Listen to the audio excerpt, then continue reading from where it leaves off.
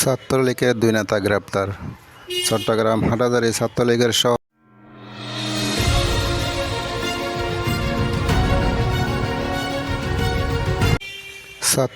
দুই নেতা গ্রেপ্তার।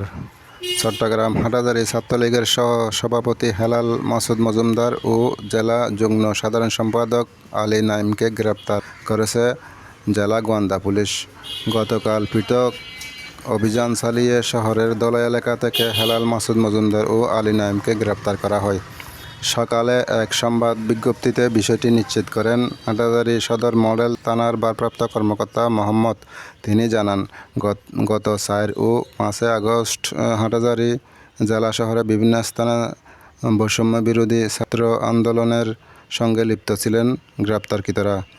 এই ছাড়াও হাটহাজারী মডেল থানা এজাহার নামেও আসামি ছিলেন তারা। পরে আদালতের মাধ্যমে তাদেরকে কারাগারে পাঠানো হয়েছে বলে জানান তিনি।